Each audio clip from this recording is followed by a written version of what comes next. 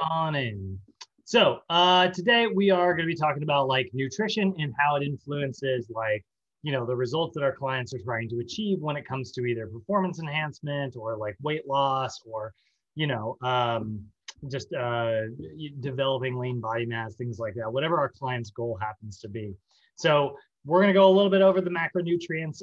We've already been through these, so I'll move through them pretty quickly. We're also going to go through them much more in depth later. And we'll talk about like how that different macronutrient composition can affect like how full you feel. That's a really big one. And then also like daily expenditure. We know protein, for instance, burns the most energy to process. Um, we'll dispel any myths that we can, hopefully, get rid of those, and we'll talk about some of the basic, nutrition recommendations. So if I'm defining nutrition, right, if we had to have like a definition for this sort of big concept, right, it is the sum of processes by which an animal or a plant takes in and uses food substances, right? So for us, that's going to be our 6 essential nutrients, right? We've got proteins, fats, carbs, vitamins, minerals, and water, right? Those 6 essential nutrients make up, what we use to be able to kind of repair our body and maintain homeostasis. So we know that like having a proper nutritional diet is obviously going to lead to, increased performance in the gym. It's going to give you better results when it comes to like exercising. It reduces your risk of disease. You're going to feel better and have greater energy levels. And then obviously, you hear people say this all the time, but it is true. Abs aren't built in the gym, they're built in the kitchen, like it's 70% diet, 30% working out, you know what I mean? However, I used to when I worked at Biggest Loser, my dietitian friend Rebecca, she would always say that like we would have this like orientation where we'd greet all the new guests every week and the whole staff would be kind of lined up, and she would always go, and remember, I'm your dietitian, so it's 70% diet and 30% working out. And everyone would go, yeah. And then I would always go after her as quick as I could. And I would go, yes, but you cannot eat your way to a good posture. Uh, which would always get like a big laugh. And it was always kind of a fun rivalry between the two of us. But it is true. Like nutrition is probably the most important aspect of like any weight loss routine. So just kind of reviewing some of the stuff that we talked about yesterday, right? We know that like we expect about 75% of US adults to be either overweight or obese. I think we may have come in under that line. Overweight adults in the US percentage. What percentage is overweight? Yeah, 40% are obese. Yeah, we came slightly under the line at 71%. But like that's not great, right? Like that's definitely something we are trying to sort of remedy here, right? So here's the thing. We're going to talk about this a lot in nutrition. But here's the simple fact of it, right? You guys know I always tell you like rules of the universe, right? Like if you want to understand like a little bit about how everything in the universe works, understand nature hates gradients. That's one thing.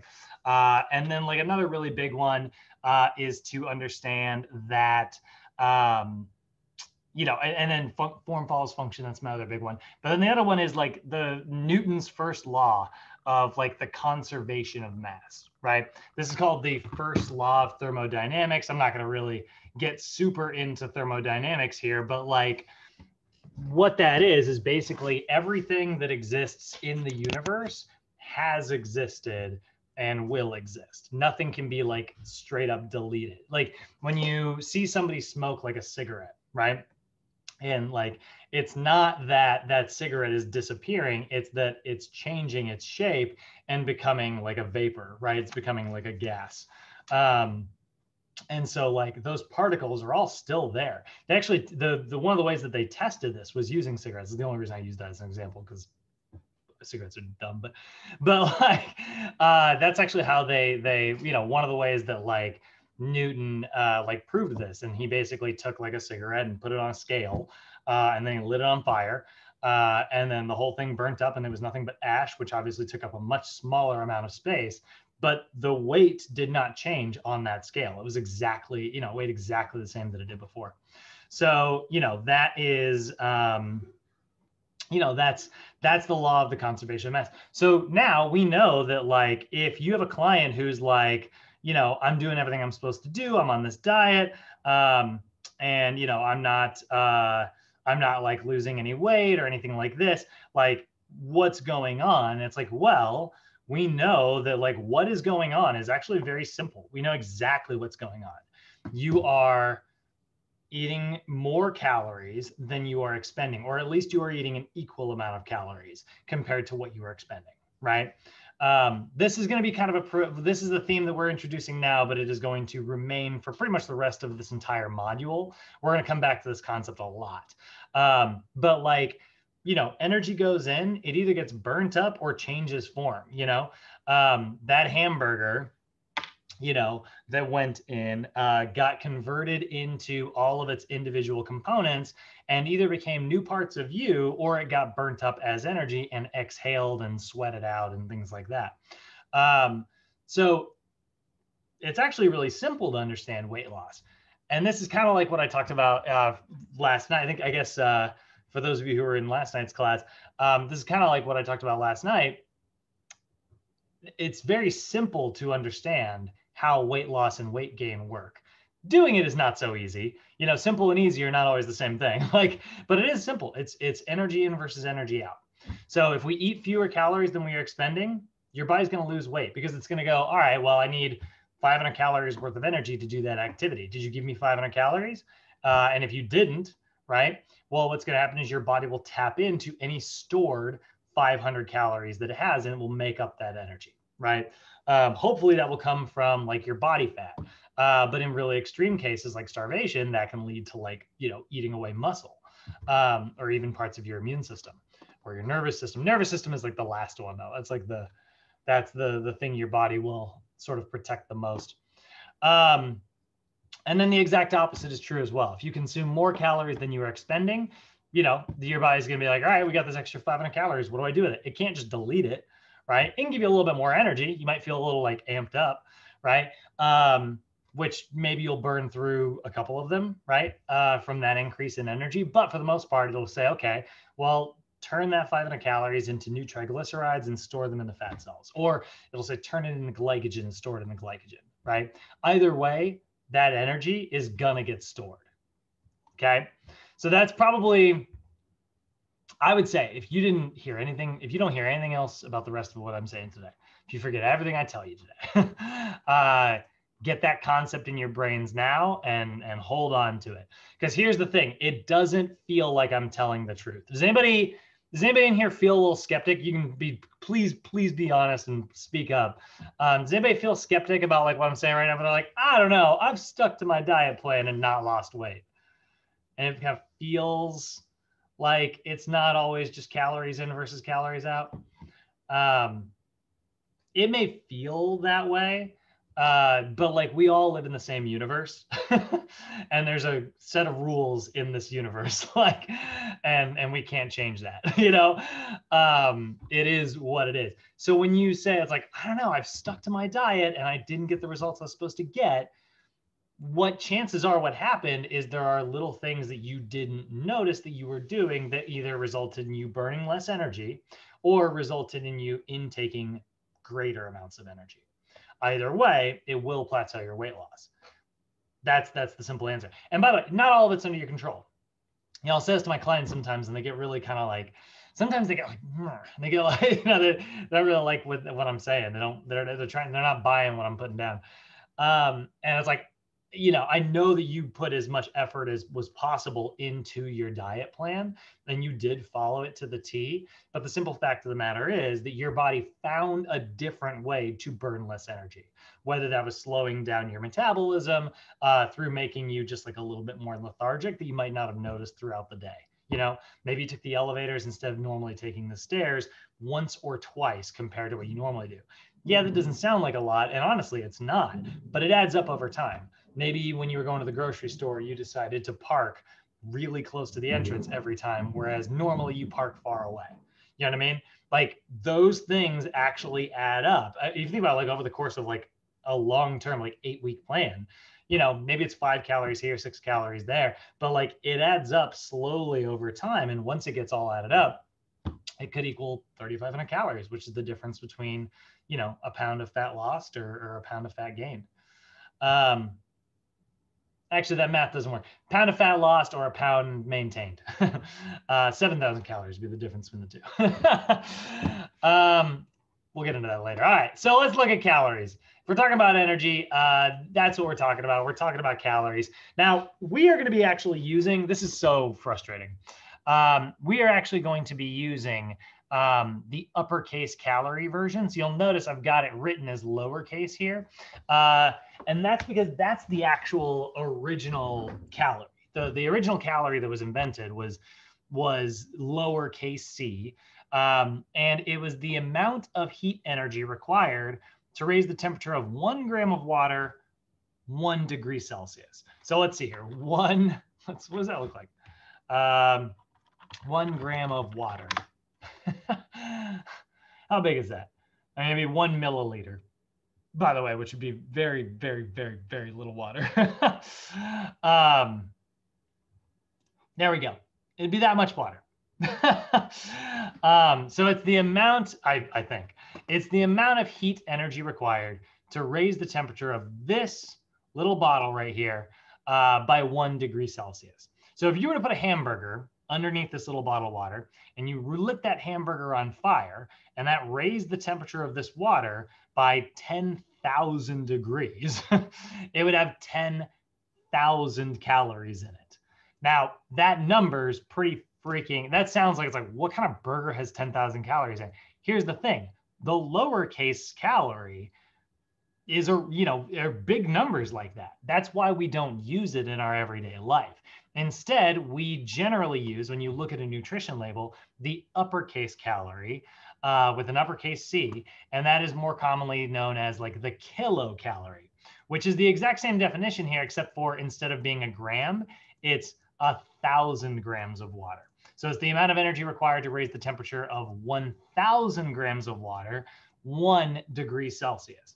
So instead, if we took a kilogram of water, right,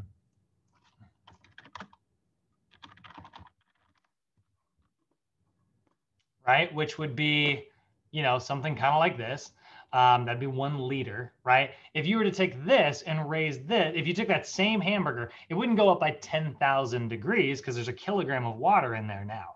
Instead, it would go up by 100 degrees. So how many calories are in that hamburger?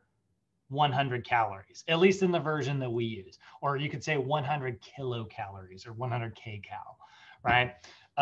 So it is confusing. It's kind of a pain in the rear. I've always been like afraid of the calorie questions on like tests and stuff, because like I'm always worried about like some student who's going to get a question and it's like they slip a lowercase c in there without you kind of realizing it. I don't think NASM actually will do that. I don't think they'll actually do that, but they may say something like a lowercase, they might indicate like a calorie lowercase c, and they'll say that afterwards in parentheses or something, and then like the definition.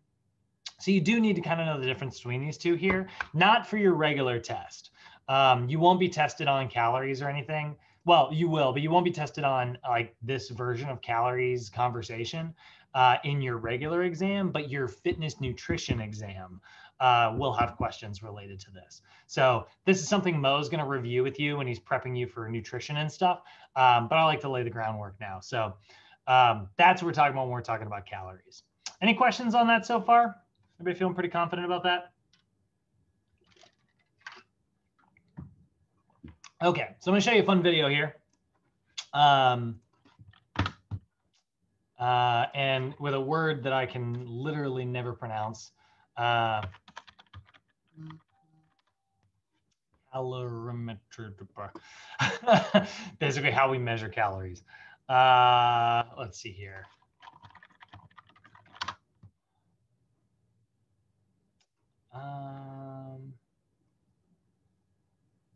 Oh, come on. Oh, is it this one? No. Hold on just a second. This video is great. Measuring calories in food news. Okay, I love this. I love this video. All right. So here we're going to talk about calories. This is a really fun segment that was on the news, where this guy is basically trying to explain how calories work and stuff, right? And this girl on the segment is like super not comfortable, and I think it's really funny to like watch her eyeballs, like they get really big when he's gonna light some stuff on fire.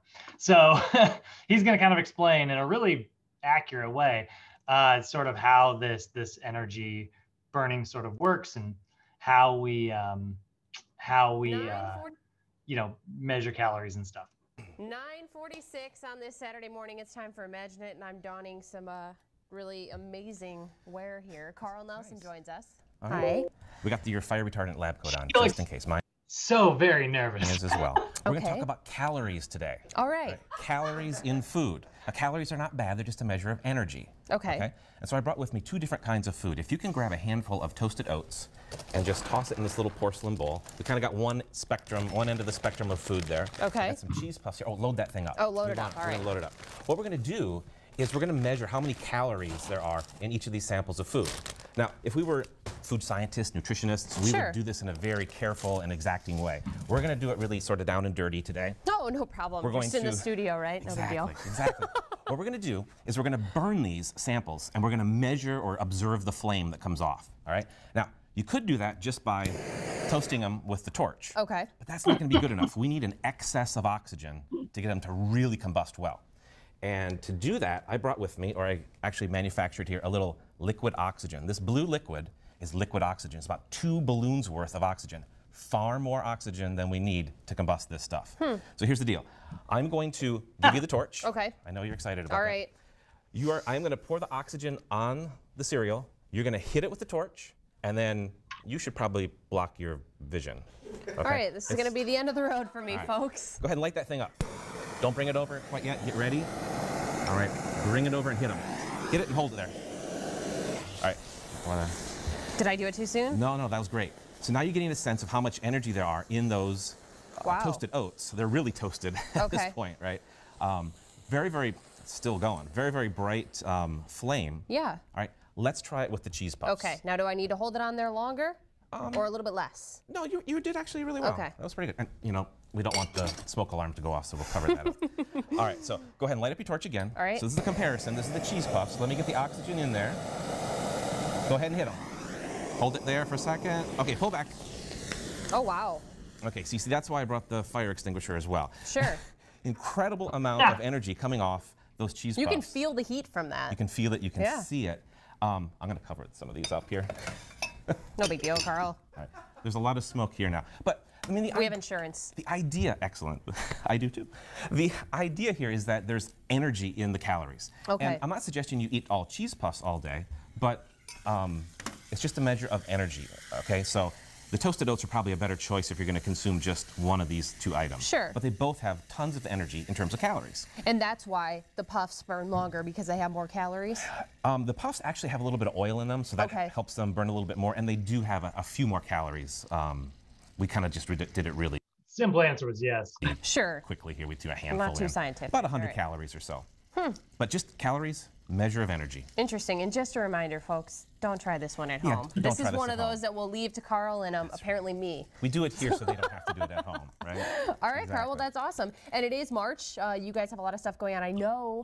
So anyway, I love that. It's a really, really simple look at how calories work. Now, obviously, like, he didn't have a thing of water on top of those foods, and he wasn't measuring the temperature. But if the temperature went up by 10, if it was a kilogram of water and it went up by 10 degrees, there'd be 10 calories. If it went up by 15 degrees, it would be 15 calories. So that's how we determine calories, right? Now, it should be noted that this is not exactly a perfect science, which is also something that kind of explains why people feel like they should be losing more weight than they actually are sometimes. You know, the companies are allowed to round down. If you were to actually measure the actual amount of calories in food, it would come out to like 937, you know, which usually companies are just going to round to 940, right? Or maybe it says like 844, right? And then they're going to round it down to 840 calories, you know, and you're doing that every day. And it all kind of starts to add up every now and then. So, you know, definitely not like a perfect exact science, but that is sort of, that should give you kind of a viewpoint of like what that looks like. Now, when it comes to energy consumption, there's a couple different ways that we are going to burn energy throughout the day. And we are going to total it all up to make up what is called your total daily energy expenditure. This is probably the biggest number that you guys want to know, in terms of like, if you're trying to figure out like, you know, how many calories you should be eating to lose weight, or if you're trying to figure out how many calories you should be eating in order to gain weight, right? You need to know what your total daily energy expenditure is, because it's always calories in versus calories out. So if there are more calories coming in than there are calories going out, you're not going to lose weight, you're going to gain weight, right? If there's an equal amount of energy going in and an equal amount of energy going out, then you're going to plateau. But if there is less energy coming in than there is energy being expended, then you are going to lose weight. So this is the amount of energy spent on average in a typical day. And there's different parts that make this up, right? The biggest contributor is going to be your resting metabolic rate. Okay, so this is your RMR. Sometimes you'll hear this referred to as basal metabolic rate, or BMR. They are pretty much the same concept. They are used pretty interchangeably. The way that they're measured is slightly different. Like one is like a theoretical perfect number, which obviously like math will never actually be perfect. So one makes like a lot of assumptions. The other one is like you would do a test where you actually like breathe into a machine and it will tell you, like a metabolic analyzer, and that would measure how many calories you burn when you're at rest, or at least as close to rest as possible. So your resting metabolic rate, your RMR, this is the amount of energy that is expended while you are at rest. It's your resting metabolic rate. If I were to conk you on the head, right, and then like you were just like unconscious for the next 24 hours, however many calories you burn in that 24 hours, that's your resting metabolic rate, right? And then I would go to jail. So that is, it usually accounts for about 70% of your energy expenditure each day. Now I should note that this is a pretty like general number. If you're super active, I mean, there's been days where like, you know, I've gone to like a Frisbee tournament and looked at like my watch and it's like, you know, I burned a ton of calories. It's like, okay, well, you know, only a small portion of that on a day like that is my resting. But so this is a general estimation, but on average, your resting metabolic rate makes up about 70% of all the energy that you burn in a day, just simply keeping your body alive and running, okay? Then there is also the thermic effect of food. You know, you got to spend a little bit of money to make a little bit of money. You got to spend a little bit of energy to extract energy from food. So it's the amount of energy that we burn by processing food. And this is about 6 to 10% of your daily expenditure, you know, is just processing the food that you're eating. Now, that being said, you know, depending on what your diet looks like, that could be, you know, that could fluctuate a little bit. We know that protein, for instance, actually burns the most energy. It's very difficult for your body to process. So it will burn more calories if you are on like a higher protein diet versus like a higher fat diet. Fat burns the least amount of energy because it's very passive in how it breaks down. And then carbohydrates are kind of in the middle. I'm not talking about how fast these things break down. I'm just talking about how much energy is expended to break them down. So, you know, that's the thermic effect of food. High protein diets have been shown to have a little bit of a higher thermic effect than like lower protein diets. And then there's the thermic effect of exercise, or sometimes you'll see this listed as the TEA, the thermic effect of activity. And this is what's associated with like your general physical activity. This is about 20% of your total daily energy expenditure for the average person. But again, let's say it's a day where you worked out really, really hard, maybe it's a higher percentage. So, you know, they may ask you about these. But honestly, like I think that's some of the dumbest stuff to even pay attention to, because it's like, it doesn't really matter. You just want to know what your total daily energy expenditure is. So thermic effect of activity, how hard you're working, you know? So, and this is what that kind of looks like in like a little pie chart, right? So processing food, physical activity, and then just resting, sort of passively keeping your body alive. Now, there are a ton of formulas out there for determining how many calories you're supposed to be eating. So we can see, I think I've got 2 pages of this. Yeah, there are 1, 2, 3, 4 formulas listed right here. They're all good. Like, honestly, every formula, I mean, in the end, like the formula that works for you is the one that's best. You know what I mean? I don't think that they're necessarily always like the best ones. But if we look at the Harris-Benedict equation, which is sort of like, this was one that was really, you know, probably the most popular for a really long time. Your resting energy expenditure is going to be, it's a different formula for men and it's a different formula for women. So if we're looking at it, what it is it's basically, you know, this number here plus this number here times your weight in kilograms plus 5 times your height in centimeters minus 6.8 times your age. Kind of a weird formula, I know. But that right there will give you basically how much energy someone burns passively. We're going to look more at this in the actual nutrition class when we get to our day on calculating metabolism. By the way, that day is a math day, just so we're all aware. So we are going to kind of practice those things. Now, that's not a bad method. I like the Harris-Benedict formula. I think it's good for figuring out what your BMR is. That's the thing it's trying to give you is your resting energy expenditure. It's not giving you how many calories you burn in a day. It's giving you how many calories you burn at rest. And it was just, that's sort of the original first formula they started using. Now, me personally, I really like the DRI method. This is the dietary reference intake method. This is actually the method that's preferred by sort of the CDC and the USDA. But if you look at this, again, kind of a complicated formula here, but then it also asks you to take into account your physical activity levels. And you multiply your physical activity by these numbers here in order to figure out what your actual daily energy expenditure is. So you would look at like what your resting expenditure is, and then you would multiply it by an activity factor. So, you know, maybe you decide to do a zigzag diet. I think zigzag diets are kind of a pain in the rear personally, just because I think that they're kind of hard to calculate and stuff, but like they are effective. You eat more on your training days, you eat less on your off days. You know, if you have something like that, if you're doing sort of a zigzag, well, then maybe on like, you know, days where, oh, you only go out for a walk, right?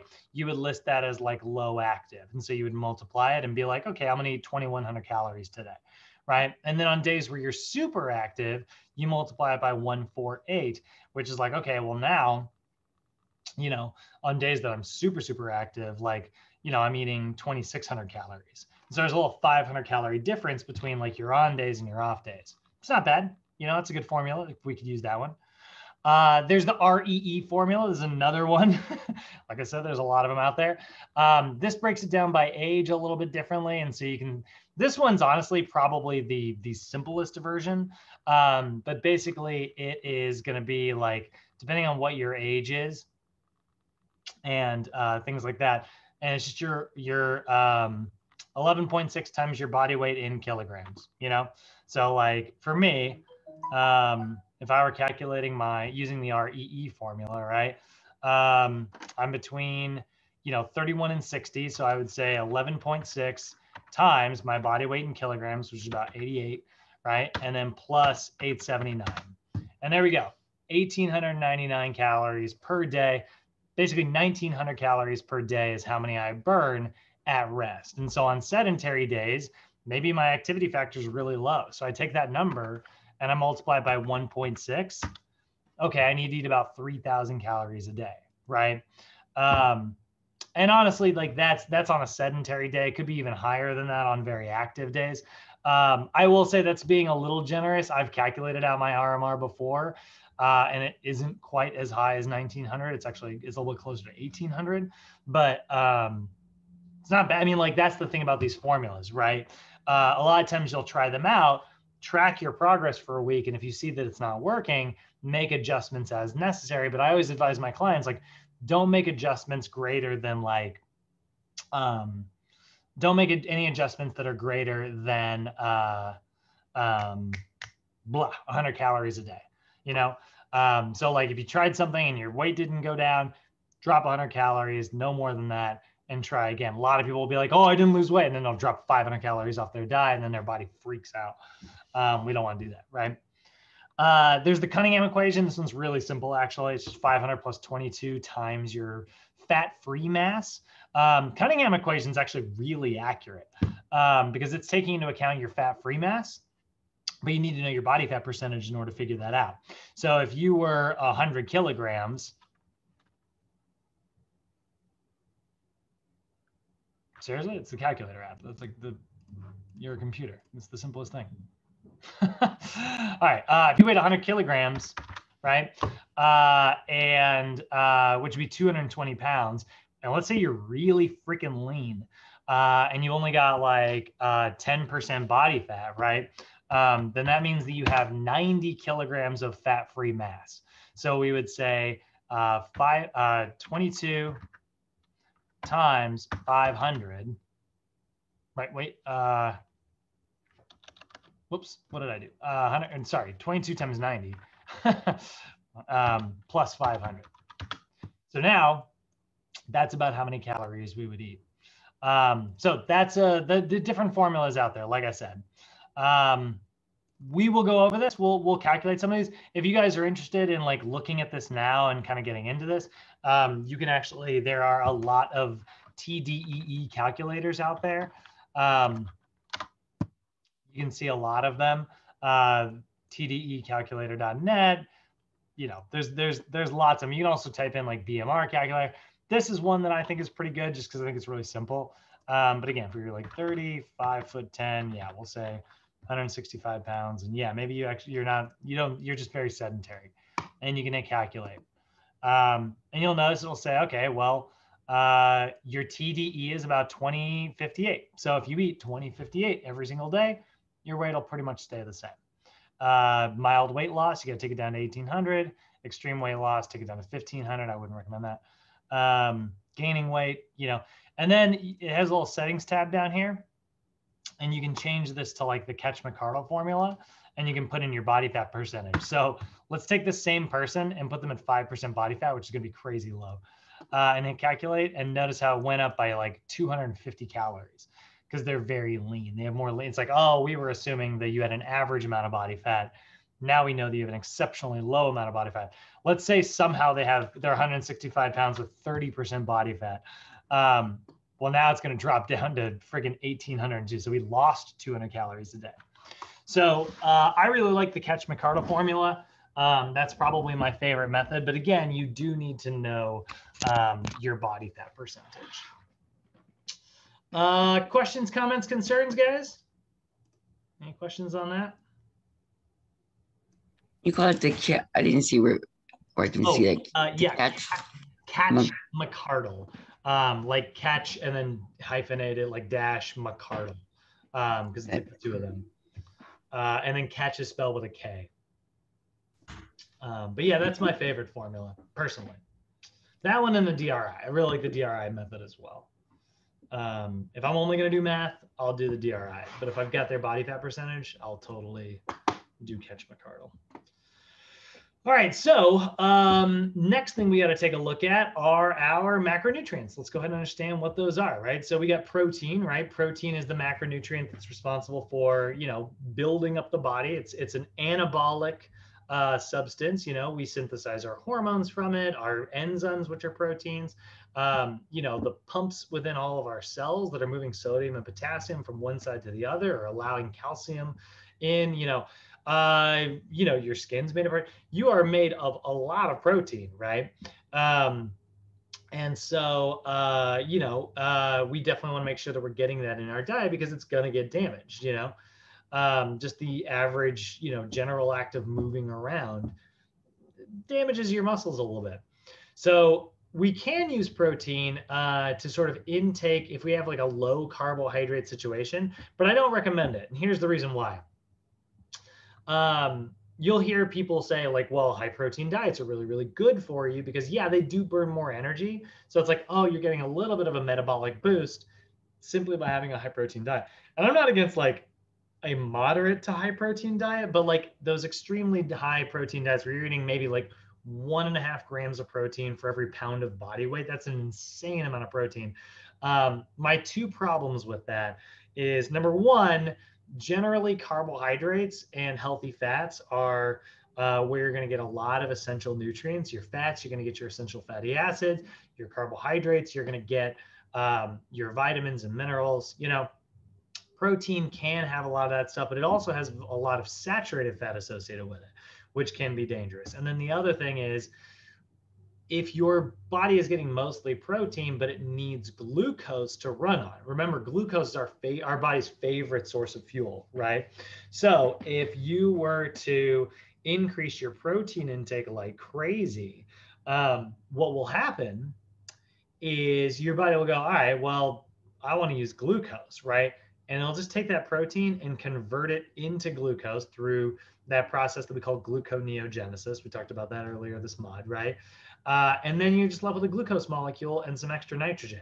So now that nitrogen has to get filtered out of your body by your kidneys, and eventually like you're going to pee it out. That can be fine if your kidneys are functioning really well. But like if you have kidney problems, a high protein diet could actually even be dangerous. So I like high protein diets. I like moderate to high protein diets. I actually, you know what I should just, I like adequate protein diets because there's also not a benefit other than an increased energy expenditure to extreme amounts of protein. You don't get anything extra out of it. It's not like your body is like, oh, well, we have all this extra protein, I'm going to build muscle, you know? This is why actually like carbohydrates are considered protein sparing, because if you have adequate amounts of carbohydrates, protein doesn't need to be used for energy expenditure. And then in terms of how much energy is trapped within a gram of protein, that's going to be 4 calories per gram. So if we look at like, take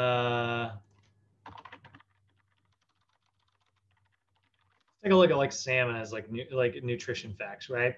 So if you had 100 grams of salmon, it would have 13 grams of fat, 0 grams of carbohydrates, and 20 grams of protein in it. So before I even look at the calories up here, I would go, okay, well, 20 times 4, that's going to be 80 calories are coming from protein. And then we know there's 9 calories in a gram of fat. So 13 times 9,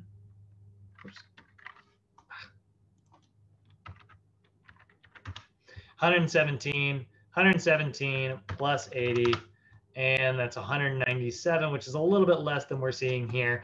And that's because there are like a little bit of like passive calories that can kind of be found in different nutrients here and there. They do actually measure these differently. Companies are not estimating calories by looking at the grams of things. They're estimating calories simply by looking at, you know, how much energy is in the food. So they took 100 grams of salmon and they lit it on fire and they measured how much it was, and it was about 208 degrees Celsius is how much the water went up. So that is pretty close, right?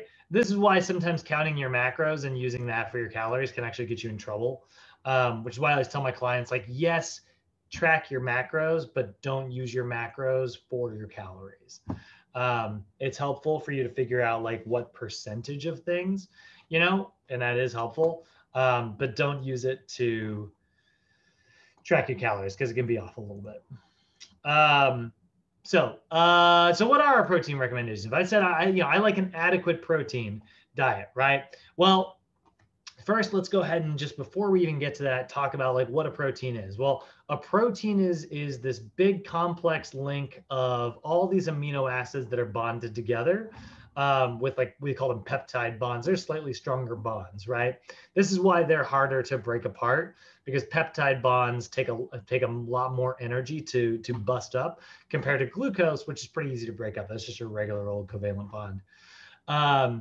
So a bunch of amino acids. We got about 20 there are about 20 amino acids. And depending on what order those amino acids are in, that's going to determine what type of protein and what the shape of that protein is. So, if you change up the order, that's how our body assembles new proteins. That's how we can have skin cells versus muscle cells versus enzymes versus DNA. All these like different materials, these different proteins throughout our body. It's the same 20 ingredients, just arranged in a very different way. So if those are your amino acids, we're going to kind of classify these into two major categories. You either have your essential amino acids or you have your non-essential amino acids.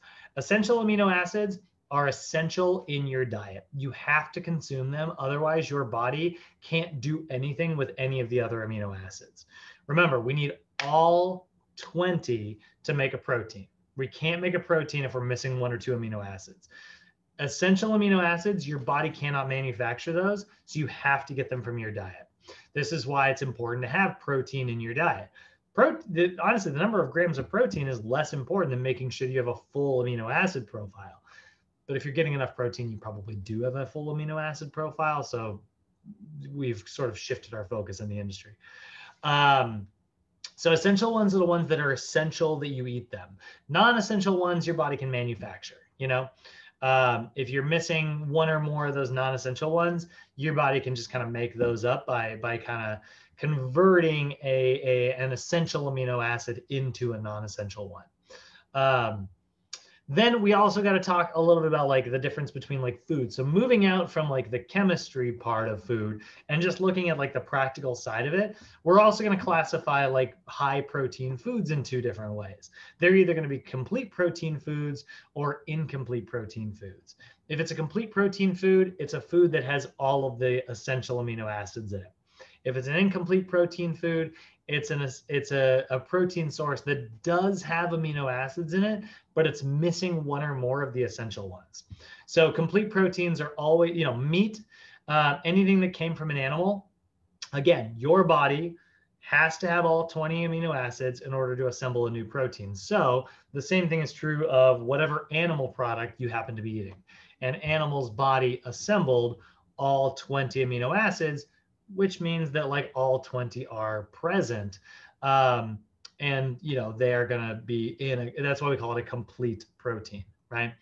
Incomplete proteins are, they might be missing one or more of amino acids.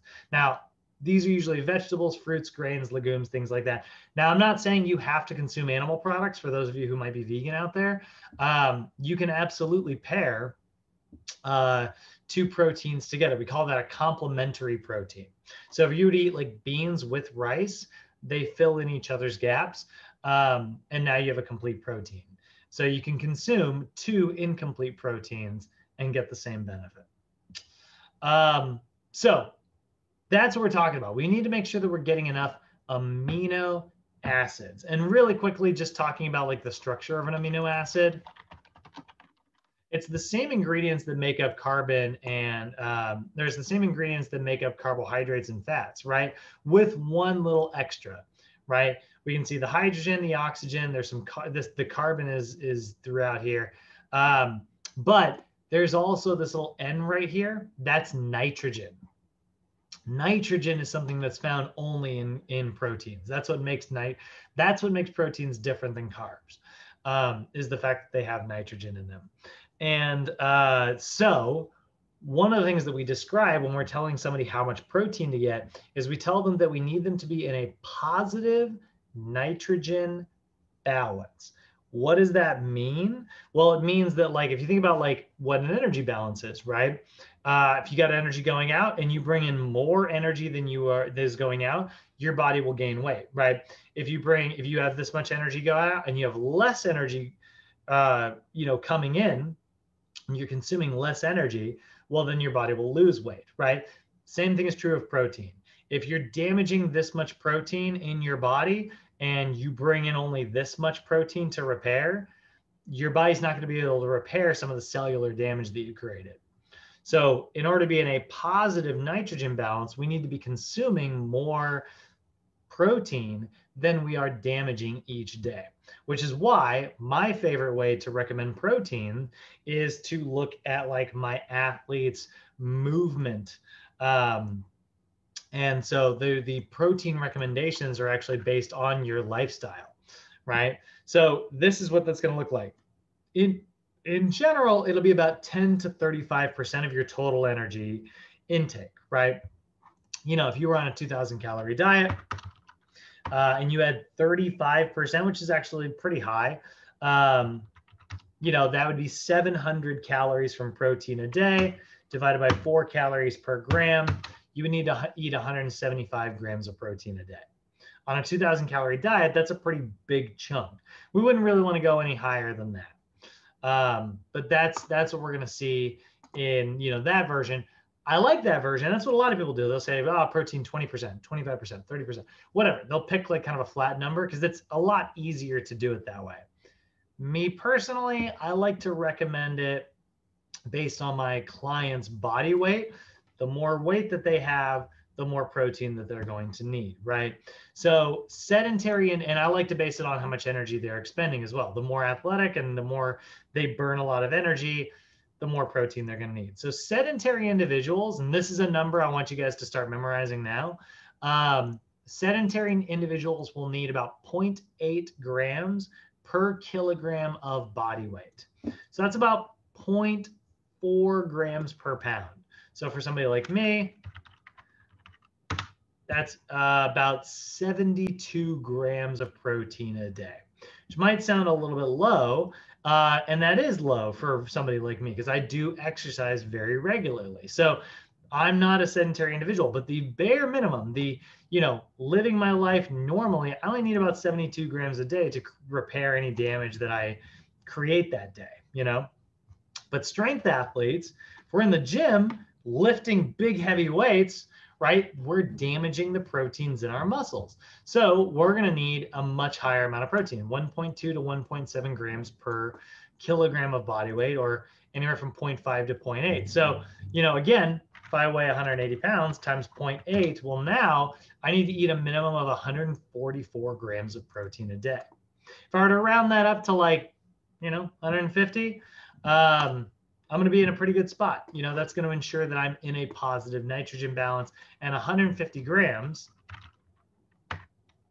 is only 600 calories. If I were on a 2,000 calorie diet, which is pretty low, that would only be about 30% instead of 35% of my overall diet. And then, so that's our strength athletes. Easy endurance athletes. These are like, you know, marathon runners and things like that. You'll see the protein's a little bit lower for them. And it's not that like running doesn't damage proteins or anything. It just happens to damage a little bit less. Questions on the protein stuff, guys? I do. Yeah. Question. That's a challenge that I have on my daily meals. I have to incorporate protein on each meal, and that's a challenge. And that's my only challenge I have, Brad. It's a pain in the rear, right? Getting enough protein. Yeah, I had that problem as well. It's number one, I'm very cheap, and I don't like spend like a lot of money. Protein is what costs the most. You know what I mean? Not protein powder. Protein powder is really cheap. And yeah, that's how I'm sorry. That's how I'm incorporating it. And plus I'm a vegan too. And it's like, I don't want to keep eating the same stuff. So I try to incorporate like my protein shakes and just try to mix it up. But still, I'm never at that point. Yeah. And I work out like every day. It's even harder, you know? Babe, if you don't mind, how much, if I were to ask you how much you weigh, yeah, no, it's okay. I'm 125, 128, around there. It's okay. So if you are 125 pounds times 0.8, you need about 100 grams a day. That's going to be like the minimum, right? So if you're getting like 30 grams from like a protein shake, that means you need to get about like 70 grams throughout the rest of your day. You know what I mean? Which beans are going to be a really good option. Lentils are going to be a really good option. You know, in terms of vegan options, quinoa a little bit. Quinoa is actually kind of nice because it's actually like it's a complete protein. And then obviously there's tons of different like soy products out there and tempeh and things like tofu. Those are also complete proteins. Soybeans and quinoa are plant sources that are also complete proteins. So we talked about animal products being complete proteins because an animal's body assembled them. Soy and quinoa as a grain are actually also both complete proteins. So if you're worried about like the complementary protein thing, if that's part of your diet, you're actually covered. But yeah, I mean, sometimes like when I'm having like protein problems, I will supplement with like protein shakes. I don't think protein shakes are, essential. They're not for everybody, but like I use them every single day. And what I do is when I calculate my calories, Same here. yeah, I look at, it's like, oh, okay, how many more do I need to get to my, 165 grams or whatever I happen to be eating, right? How many more grams do I need? And I'll look at the serving size. And let's say a scoop is 20 grams, right? And then within that are 15 grams of protein. And I look at that and it says, well, I need 40 grams, to make up for the gap in how much I'm getting. Well, then I look at the thing. It's like, okay, well, serving size, I get 20 grams from, I get 15 grams of protein from 20 grams of powder. I need 40 grams. So I need about 45 to 50 grams of the powder. And so I'll use like a food scale and weigh that out. And that's how I do a little bit of math there. So that's an option. That's I would say one of your best options. I definitely, most of my vegan clients, I almost always have to put them on like a vegan protein powder. It's very hard for them to get like the protein levels that they need through diet alone, But now there's all these options out there. I mean, like the Impossible Burgers and stuff and all that stuff. Yeah. Man, I always get whenever we have these barbecues at our place freaking constantly, and I always get like I always make sure that I have a couple Impossible Burgers there as like an option just in case, and it always goes over really well. And I inevitably end up eating one. There is a part of me that likes it better than a regular burger. I can tell the difference in terms of taste, and I almost like it better. I love it. Something about I got it right. And then there's those black bean burgers. Those are really good too. All right, so then we've got moving on from protein, we got carbohydrates. So carbohydrates, chief source of energy. This is your body's favorite, right? Your body prefers to use carbohydrates for metabolism more than any other macronutrient. You're going to get out 4 calories per gram for every gram of carbohydrates that you consume. So that's what's kind of funny. We live in this world that has like villainized carbs. It's like, oh, you got to be on a low carb diet. You got to go keto. You got to avoid carbs. Carbs are so bad for you. And it's like, they have the same calories as protein, literally the same. I will say their foods tend to be a little bit more dense. You'll get like more grams of carbohydrates in a much smaller serving of food, but like energy-wise, they're identical. Like, and they're the same 4 ingredients, just minus the nitrogen. So, these are little compounds, carbon, hydrogen, oxygen, but this is your body's favorite fuel source because it is so simple. It's so easy to break down, and we can just turn it into energy instantly. So for a moderately active person, your diet should be about 45 to 65% carbohydrate intake per day. And we're going to classify carbohydrates into 3 major categories. We're going to have our simple carbs, our complex carbs, and then fiber kind of gets its own category in this version, but most people will just call fiber a complex carb. It's a super, super, super complex carb. In fact, it's so complex that fiber can't be digested by your body. That's why they kind of gets its own term. It's like, oh, it's fiber, it's not broken down. So simple carbs, sugars, like table sugar, honey is a simple sugar, and the sugars that are found in fruits are also simple carbs. Complex carbs are things like starches, whole grains, rice, things like that. And so like these are a little bit more complex in their chemical makeup, right? They're literally just longer chains of sugar, right? they're all the same ingredients, just glucose arranged in whatever shape it happens to be, you know. But there is like a difference, right? Like sometimes you'll look at like the difference between like, you know, like a white potato and like a red potato and like a sweet potato. The ingredients in all of those potatoes they're identical. They're just arranged ever so slightly differently. And that's why, like, you know, some of them are easy to cut with a fork and some of them are better for mashing, you know. Those are the different versions of starches out there. There's a lot of different starches. But at the end of the day, they're all a big complex starch, you know? So complex carbs are gonna take a lot longer to break down because they're complex, right?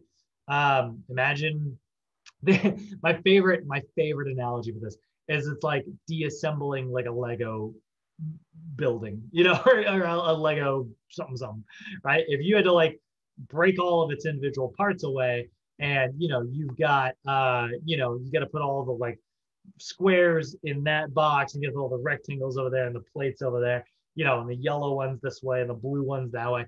You know, it's complex. It's going to take you a long time to break it all down versus like a simple one, which is like, here's these two Legos attached together. You're going to go, all right, done. You know, that's the difference between simple carbs and complex carbs, right? Complex carbs take longer to break down. And then we got fiber. Fiber is such a complex carb that it cannot be broken up. It's a Lego thing that's been glued together. You know, it's in these really straight lines, and your body just doesn't have the digestive enzymes necessary to break it down.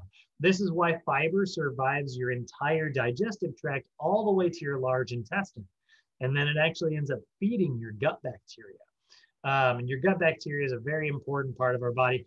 NASM does not spend enough time talking about it, but it is a huge part of our health. And your gut bacteria lives off of that fiber.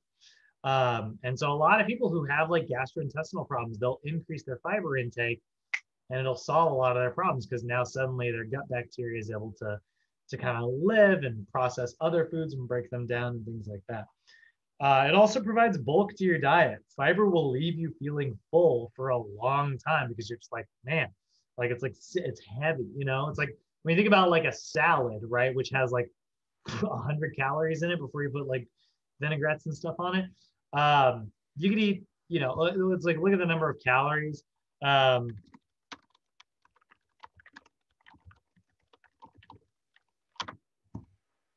We look at like how many calories, what 100 calories of spinach looks like. That's a lot of friggin' spinach, right? Versus like, you know, and I'm not saying one food is better than the other, but if you look at like 100 calories of like a baked potato, it's a much, much smaller serving, right? And that's because like spinach is mostly water and fiber, you know, there's just not a lot of energy. So it's a great way to provide bulk to your diet. If you have a client who's trying to eat like, you know, they're having a hard time, they're like, I just feel like I'm not getting enough food and they need like a high volume, you know, they feel like they're not eating enough. One of the things you can do is just get them more to incorporate foods that have greater amounts of fiber in their diet. Sometimes you'll hear this referred to on the internet as like volume eating.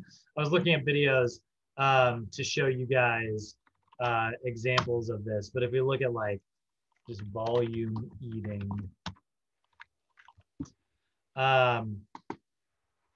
you can see where people like, you know, you look at, I'm just going to pull up this. I'm just going to pull up this picture. Okay, that's weird. Okay, well, you can kind of see it there. He's got this big bowl, right? That's 3 pounds and it's only got 650 calories in it. That's pretty good. Like that's a very high nutrient, low energy food. So that's what they call it, like volume eating. And it's like where you're basically picking these foods that have a low amount of calories, even though it feels like you're eating a lot. Popcorn's a really good example of that. Popcorn's really low calories, but you know, you can eat several cups of it. So as long as you're not putting butter and things like that on. So carbohydrates, right? You know, very good for anaerobic activity because when you're doing like high intensity, short duration work, your body is primarily burning through glycogen as its fuel source for anaerobic metabolism. This is one of the reasons why diabetics, we actually tend to focus on like slightly higher intensity lifting, because lifting heavier means that they are going to be targeting their anaerobic metabolism, which means they're going to burn through their glycogen. Now, since they have low glycogen stores after their workout, the next time they go get a meal, their body is going to restore that glycogen and fill it back up rather than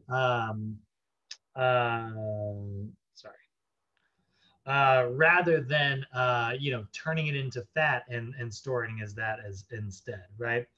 Then we got aerobic activity. Glycogen still supplies some of the energy for aerobic activity as well. Even if you are doing like low intensity, long duration, like running, let's say you're like jogging and you're very much aerobic, you've been running for, X number of miles or whatever, glycogen's still supplying you energy underneath, because glycolysis is still producing lactic acid, which is then going through our aerobic metabolism. This is where, if you talk about like full on endurance exercise, like athletes who are doing like marathon training, they need to have like a very carbohydrate rich diet, or you'll hear them do like, they call it carb loading. And it's where like you will basically consume lots of carbohydrates before activity to ensure that your glycogen stores are packed full, and then you don't run out of energy during your activity. So before exercise, you want to have like anywhere from 1 to 4.5 grams per kilogram of body weight 2 to 3 hours before any activity that's going to be around 60 minutes. That includes lifting. Now, I know that like not everybody can do this. Like me, I work out in the mornings. That does not make it very easy for me, to get up 2 hours before I work out and get a little carb shake. Although you'll hear bodybuilders do that. I'm like, are you lying? There's no way. Like, who's waking up 3 hours before their alarm, drinking a carb shake, and then going back to sleep and then getting up again? What? No. Anyway, whatever. But like, there's liquid versions as well. By the way, this is where Gatorade and things like that come in. Now, it should be noted that Gatorade is a carbohydrate, even though it's sugar, right? It's freaking sugar water. And it has electrolytes in it and stuff like that as well. But like, yeah, if you're having problems getting enough carbohydrates, maybe Gatorade is a good option for you, or you'll hear like bodybuilders will sometimes like bring like Sour Patch Kids, again, those are sugars. They have practically no nutritional value at all. But they do ensure that you are going to restore your glycogen.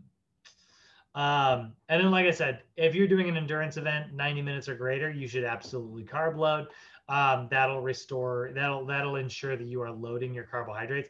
Now, carb loading is a little bit more complicated than just eating like a giant bowl of pasta the night before you go for a run. You actually do a little bit of like starving your body for carbs 6 days out before the event. So you're only going to consume like 4 grams per kilogram. And then like 5 days out, still 4 grams.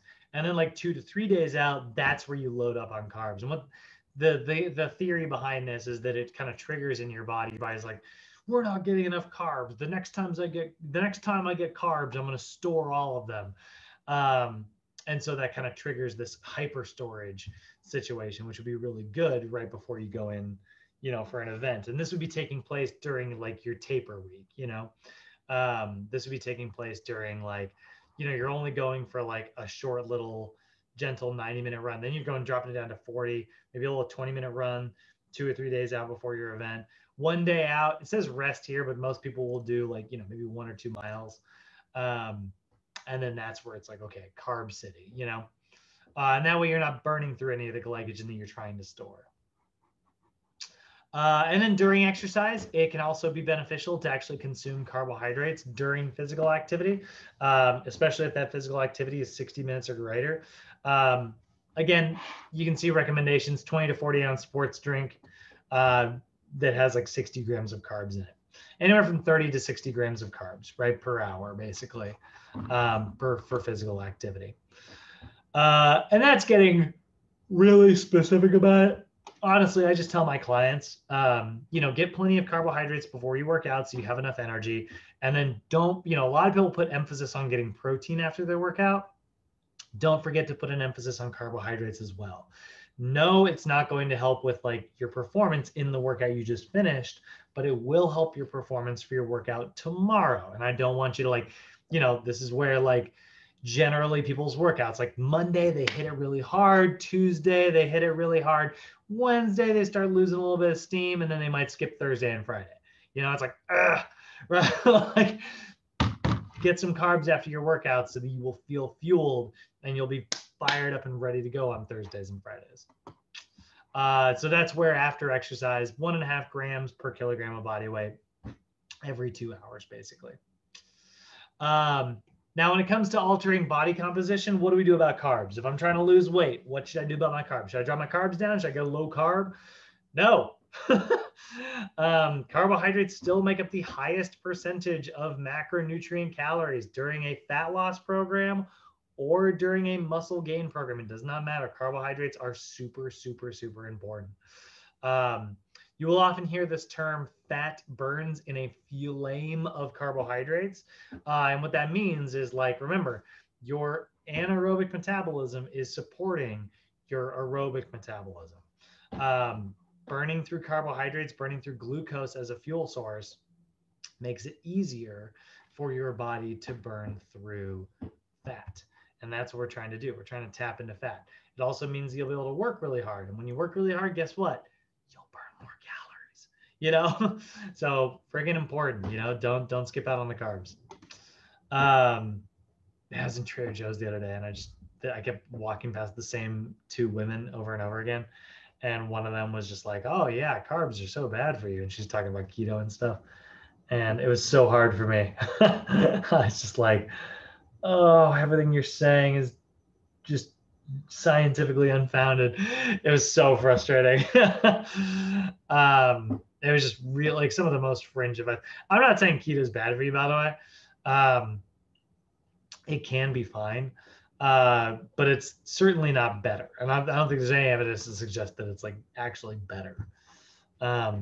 So anyway, let's talk about fat. If we're talking about keto, let's talk about fat, right? So lipids or fats are present in the body. Got a couple different forms. We have sterols, which is like sort of individual fats, triglycerides, which is 3 fats, and phospholipids, which is actually sometimes you'll hear it's referred to as a diglyceride. It's a double fat. So the first one we'll look at is sterols. Sterols, these are sometimes associated with like your cholesterols, right? These are lipoproteins. So they are like a single little fat chain attached to a little bit of a protein. And lipoproteins are responsible. They act as transporters throughout your body. They're moving hormones throughout your body, cholesterols, things like that. So if you need to get like a fat from, your liver down to, your calf muscle to make up some new like phospho, make up some new outer cells, lipoproteins are going to help carry those things around. Or if you needed to like, get some fat up to your brain for energy production, so when we're breaking down our cholesterols, we're going to break them down into HDL or LDL. Okay. HDL stands for your high density lipoproteins. LDL stands for the low density lipoproteins. Typically, the highly dense stuff is what we consider to be good cholesterol, and the very undense stuff is the bad cholesterol. I like to think of LDL as lazy density lipoproteins for LDL, because they're lazy and they park themselves in your blood vessels and then they stay there. And then more lazy ones get attached to that. And eventually it builds up and becomes what we call plaque, right? And that's going to lead to coronary heart disease, which we talked about yesterday. There's also VLDLs, which is not on this list, but those are really low density lipoproteins. And those are what you're going to find in like margarine and things like that. Avoid those like the plague, because they're kind of like a plague. They're really bad for you. So what we're looking at a lot of times when we're looking at cholesterols, we're looking at the ratio of your low density versus your high density. If you do have just like a high amount of cholesterol, but the ratio is still pretty good, there's a lot of evidence to suggest that honestly, that's not really that dangerous. What's dangerous is having lots of the bad stuff. And there's a lot more LDL cholesterol in saturated fats when compared with unsaturated fats. Now, what do I mean when I say saturated versus unsaturated? Well, in order to understand that, we got to look at triglycerides. So triglycerides is a glycerol molecule, which you can see here. That's this section of it. And then 3 lipids attached to it. So 1, 2, 3, triglyceride, right? So this little glycerol backbone and 3 fatty acids. That's what makes it so good at producing energy, right? Because you can just break off 1 fatty acid, you get a little bit of energy, break off another one, you get a little bit of energy, right? Now, in terms of like how this is shaped, we are going to have, like I said, 2 different versions here. We're either going to have saturated or unsaturated fats. Oops. God dang it. I just had a key pop out of my keyboard. So if we look at this, oh, there. Oh, all right.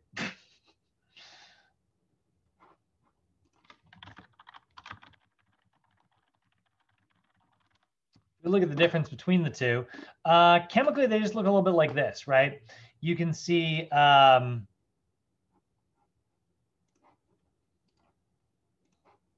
this little picture right here. This is a nice straight line, right? That's a saturated fat versus this, it's got this little kink in it and then it kind of kinks down like that. That's an unsaturated fat.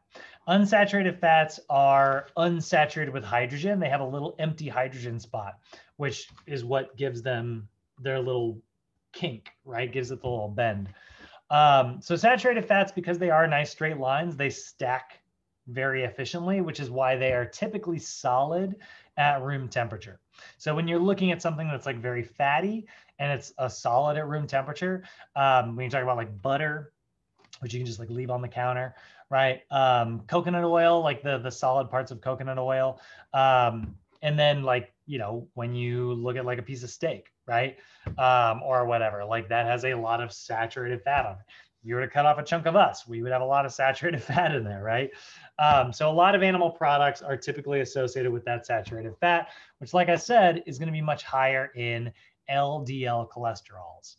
And then you're also going to have your unsaturated fat. These are typically your plant sources, and they are usually liquid at room temperature because of their kinks. There's 2 different versions of this. There's mono unsaturated. Mono just means it has 1 kink. And then poly unsaturated. Poly means many, so it has lots of kinks. So that's the difference between those 2. Mono unsaturated fats are things like olive oils, canola oils, almonds. Poly unsaturated fats you're going to get from like macadamia nuts, safflower oil, peanut oil, things like that. Now, we can't talk about fats without also, it's not on here, but we should also talk about trans fats real quick, just because they exist. Trans fats are the freaking devil's fat. It is very, very bad for you. They don't exist in nature. There's no such thing as a trans fat in terms of like regular chemistry until you take an unsaturated fat, which was the good stuff, and then you superheat it. If you take an unsaturated fat and you give it a ton of temperature, take it above its boiling point, what will happen is it will start sucking hydrogen out of the air and it will straighten out those kinks. That's why it's so freaking bad for you in the body, because like your body thinks it's getting an unsaturated fat, but it's actually getting this highly straight clog up your artery. It has been shown to, like, trans fats, the reason they're so bad for you, they've actually been shown to destroy your HDL, which is your good cholesterol. Definitely not something we want to experience. I am not a big fan of telling people what not to eat when it comes to dieting. I like to tell people what to eat instead, because I think it's a much more positive message. But I will say this, stay away from freaking trans fats. They're very bad for you. So when it comes to fats, they're going to give you about 9 calories per gram. And they're also really important because they are transporting our vitamins, right? We talked about the difference between fat-soluble and water-soluble vitamins. fat soluble vitamins need to be carried with fat. Vitamins A, D, E, and K, you cannot get them around your body without fat. So we definitely need to have fat in our diet. They also make up your cell membranes. Every cell in your body has that phospholipid bilayer, right? Double layer of fat surrounding like the outside of your cells there, making up your cell walls. Got to have fat in your diet for that. They protect your organs. They're a precursor to your hormones, particularly testosterone. If you're on a really low fat diet, that could mean that like you might have testosterone problems or other hormonal problems.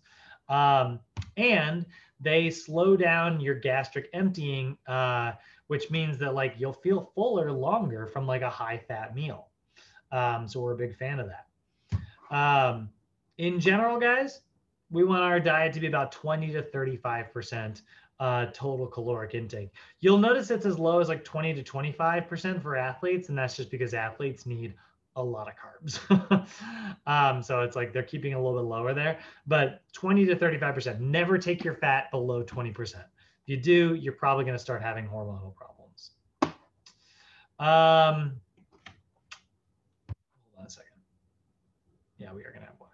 So talking about digestion and talking about satiety. So we should talk a little bit about like, you know, staying satiated. We can't talk about like eating without like talking about being hungry, right? But basically, like if you're digesting dietary fat, it begins in your mouth, right? Like your mouth starts to break down fats, your mouth starts to break down like carbohydrates as well, and then it works its way into the stomach where fats kind of sit around. They don't really do much in the stomach, and then they get fully broken down once they hit your small intestine, thanks to bile, right? Well, dietary fat will release this hormone called CCK, which is really freaking hard to pronounce. I need to see it so I can actually say it. Oh man, what is it? It's cholecystokinin, I think. I think kinin is the way you say the end of it, not kinin. But anyway, this is a hormone that's related to your satiety. So like this is what, if you are producing plenty of this, will trigger the release of this other hormone called leptin. Leptin will make you feel fuller for longer. Versus ghrelin, which is sort of the opposite of leptin, which actually makes you feel hungrier more often.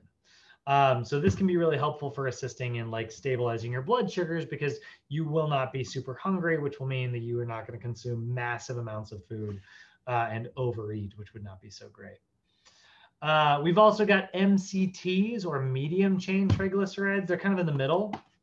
They are shorter chains of triglycerides. These are also really popular for food, and MCTs have been getting more popular in the last few years. I'm seeing like a lot of MCT supplements out there nowadays. You get these from things like coconut oil, but they are basically, they can be metabolized for energy pretty much instantly. So by consuming them, the idea is that like you are getting your body into like a fat burning sort of situation a little bit quicker, rather than like just like kind of waiting for your metabolism to kind of go through its normal processes to do it.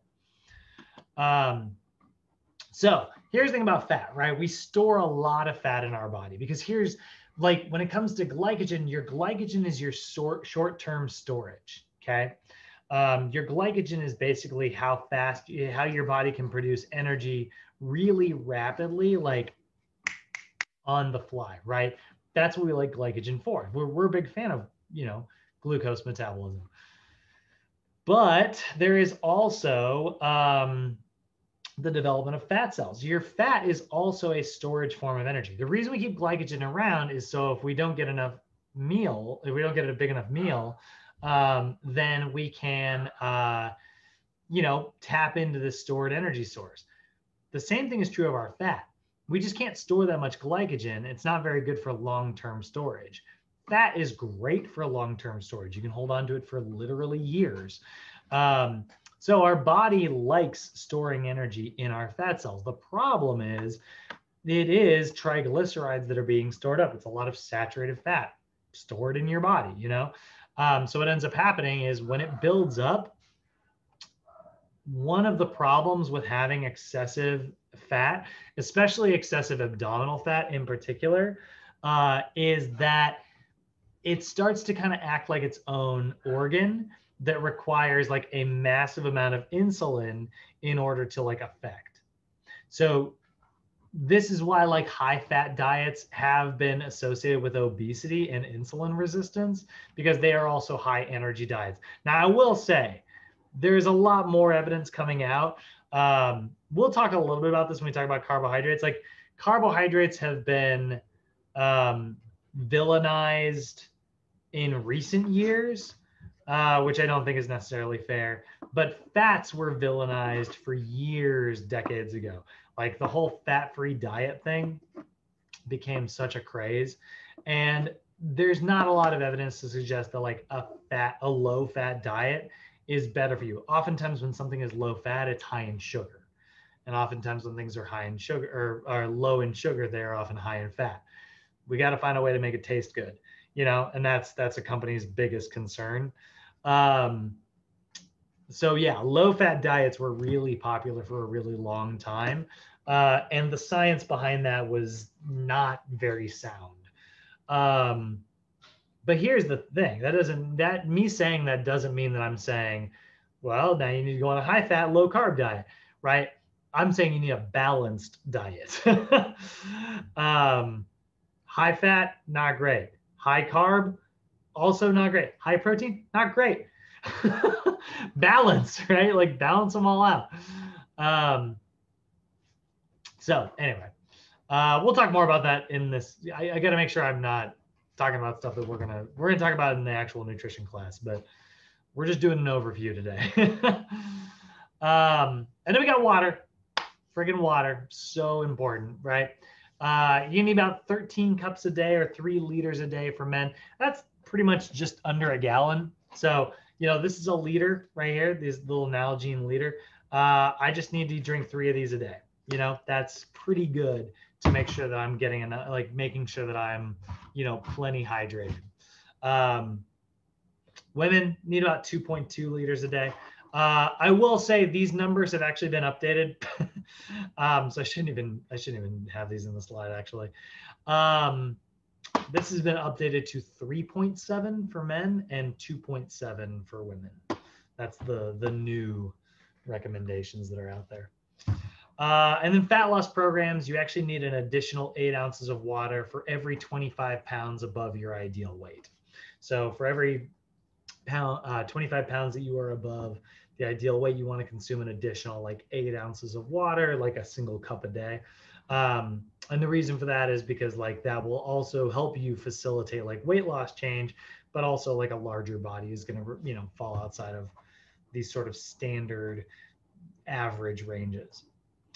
I mean, water is so important, guys. It's 60% of, you know, 60% of your entire body mass, you know, and if you lose just 2% of that body weight from like losing water, we will see decreases in performance, you know.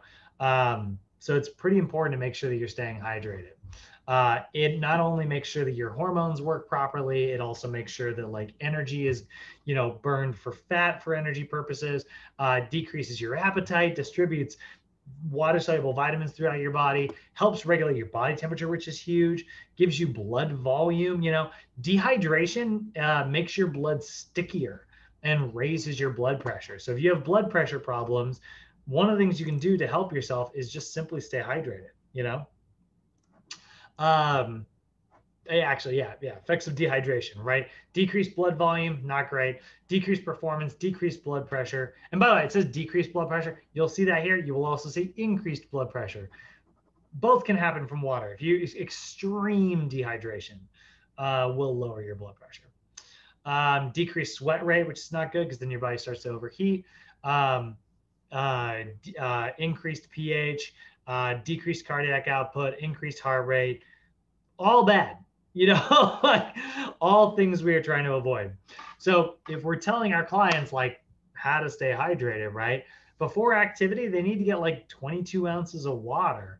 That's about 2 hours before their event. And then for every 15 minutes of exercise, they're going to need an additional 12 ounces. They should be drinking about 12 ounces every 15 to 20 minutes. Again, getting a water bottle like this, that is going through about a third of it every 15 minutes or so, which is what I try to do when I'm playing Ultimate, although, you know, not great. Sometimes you're on the field for longer than 15 minutes. And that's big. And then they should be actually cool, which can help. I know not everybody likes cold water. Some people like room temperature. But if you're drinking cold water, it actually slows down how fast that water kind of leaves you. So it actually prevents gastric emptying, which is kind of nice. Leaves in your body a little bit longer. Leaves you feeling fuller longer. So if you have like satiety problems, if you just feel hungry a lot, drink some cold water. It can help. Yeah, and here it's like more fluid replacement stuff. It's like, I mean, at the end of the day, guys, get enough water. You know, get that 3.7 liters a day, get that 2.7 liters a day. You're gonna be in good shape. There are specific recommendations, like, you know, there's like, if you're really like training an athlete and it's like you're paying super close, yeah, if it's less than 60 minutes, water is great. If it's greater than 60 minutes, make sure to get water, but also maybe like Gatorade is a good option, right? You know, there are like electrolyte drinks out there and things like that, which can be effective if you're doing long duration. And electrolytes just means that it's water that has sodium and potassium in it. You know, coconut water is a great example of like a great natural example. Obviously, there's Gatorade. You know, I'm not anti-Gatorade, but it is very high in sugar. If your goal is to lose weight, you gotta have plenty of water. Oh wait, no, wait. Sorry, we're out of the water conversation, right? Hold on. Yeah, I fall for this. I fall for this every time I teach this PowerPoint. All right. Any questions on water? Before we pivot into the last little bit here, we're going to do some tips and tricks section. So these are all the hacks, okay? Or at least these are all the pro tips. Your client. So I'll ask you. So if your goal is fat loss, right? If we're trying to alter body composition, you got a client who's trying to lose fat. Make sure you're trying to distribute your protein, your carbohydrates, your fats pretty evenly throughout the day.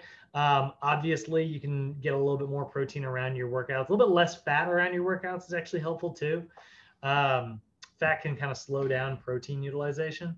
So trying to kind of throw your fat a little bit like later in the day can actually be effective. Try to choose whole grain options and vegetables instead of like refined grains. Like go with brown rice instead of white rice. You'll hear people be like, brown rice has so many more nutrients in it. Yeah, it does. I mean, it has some more. That's true. It's not like a million times better for you. But the big benefit of whole rice is the fact that it has more fiber in it and it's harder to break down. So it will process much more slowly and it won't spike your blood sugar levels. That's the benefit of brown rice. Fresh vegetables over like, you know, refined ones and simple sugars. Try to avoid processed foods. The more, you know, what they say, if you look at a food and you can't, you know, you look at it and you're like, how did they make this food? And you can't get to how they made it in 5 steps. It's probably a pretty processed food, you know? And then make sure you're getting enough water. And try to measure your foods, right? Get used to like measuring how much food there actually is. Portion control is honestly a big deal, you know? A lot of people consume more energy than they think they are. If your goal is lean body mass gain, well, then you want to eat pretty regularly. This is where I know intermittent fasting has become popular in the last few years. Intermittent fasting is not bad for like weight loss, but it's not particularly good for muscle gain. So if you're trying to gain weight, a intermittent fasting diet might not be the best option. You're going to be a little bit better off eating consistently because you are basically keeping your amino acid profile filled, keeping your glycogen stores filled. And that means that like you're going to be able to kind of lift heavier. Consume a meal or protein drink within 90 minutes of exercise, to ensure that you're getting adequate protein. And don't forget that like carbohydrates and fats are also important here. A lot of people who are like trying to gain muscle will just be like, I'm just going to eat a ton of, just meat all day long. And it's like, it's not like that's going to be better. Your body can only use so much protein. You get too much protein, it'll just turn it into carbs anyways, So why not just eat something that tastes better, get some carbs. Couple little myths here at the end. Do carbs make me fat? No, carbohydrates are really important. And excess in energy makes you fat. Do a lot of carb options out there have a high amount of calories in them? Yeah, absolutely. Twinkies, yeah, they're high in sugar. Sugar's bad for you. Avoid sugar, But like we're just avoiding processed carbohydrates. Complex carbs are great. They're very good for you. Does eating at night make me fat? No, absolutely not. It doesn't matter when you eat your calories, guys, at least in terms of like overall energy production. Which is better, low fat or low carb? It doesn't work that way. Neither's better, It's all about energy in versus energy out. Could you lose weight on a low fat diet? Yeah. Could you lose weight on a low carb diet? Of course. Do you need to do those things to lose weight? No. Can I eat whatever I want as long as I exercise? Definitely not. We do know that like weight gain is the result of eating too many calories. So a lot of times people overestimate how many calories they are burning in the gym. What about starvation diets? Should I go on, what's the problem with like eating too few calories? Well, you're increasing your chance of like malnutrition.